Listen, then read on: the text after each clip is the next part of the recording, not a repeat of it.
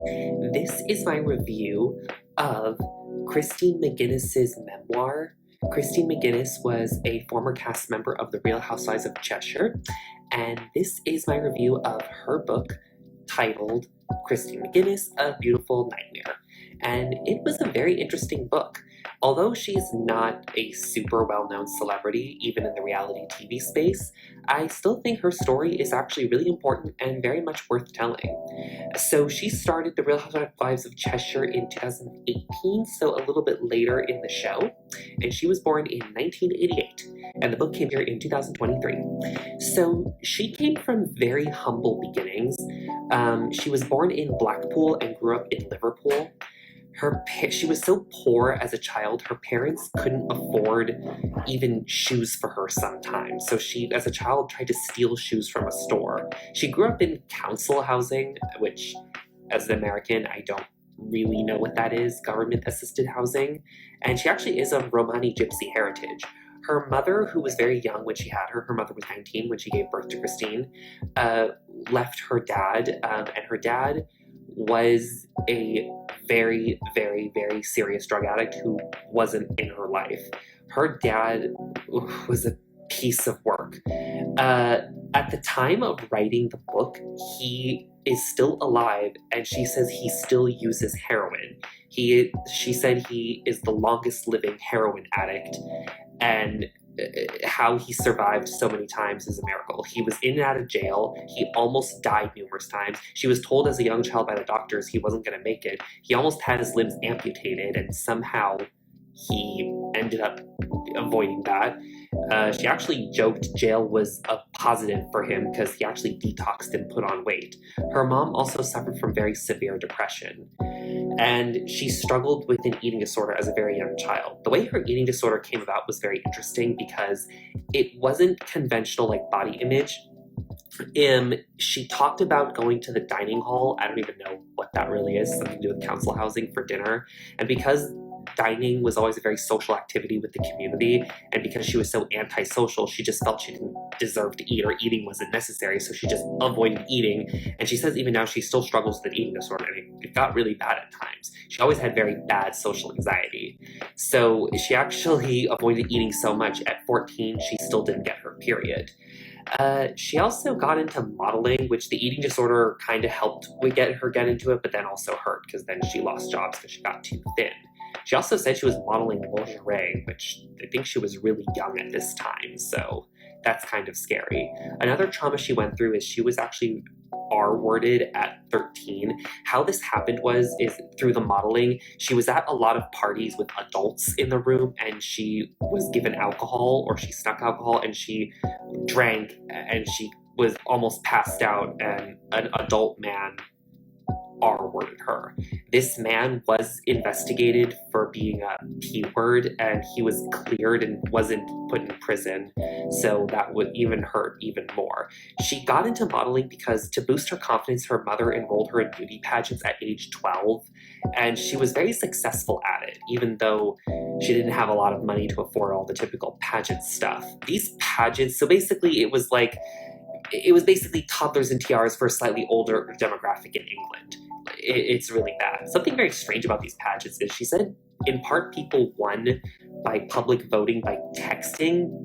People would text in votes for candidates. This would have been like the year 2000 and onward, the early 2000s. Was texting that advanced at that time that people could text in public votes from their cell phones on a beauty pageant? Or maybe just those pageants were very technologically advanced at the time. I just found that very strange.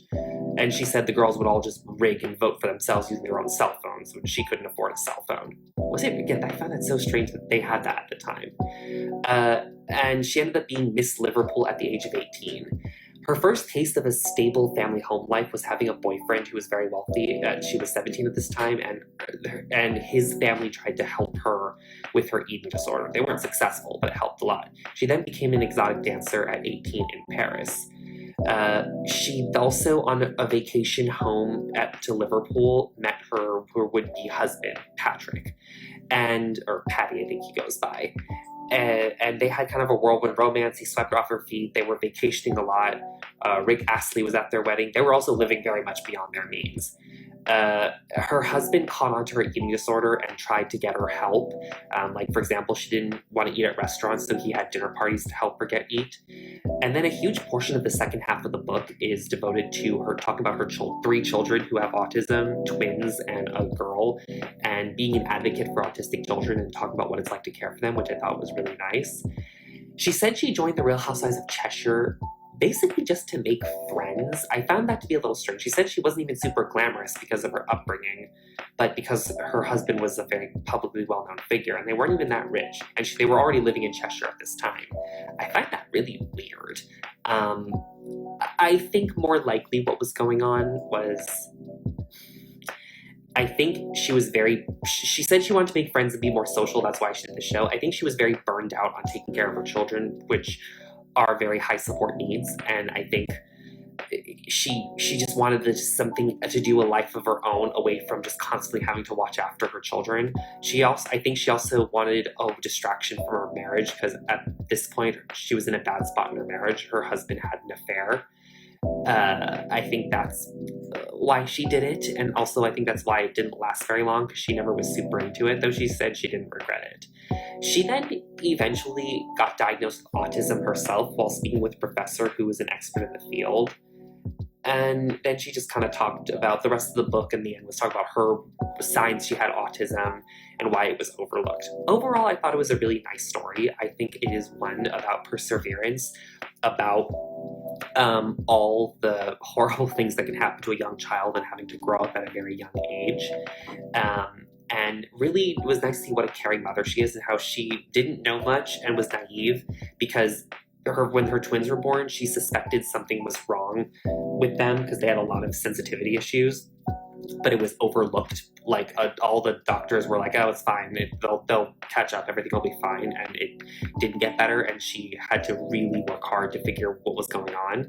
So it was talk about being an advocate, really willing to learn and really figure out what they need, and learning all the different ways to make sure they're going to be comfortable and develop as best they can, which was very nice. I thought that was really well done.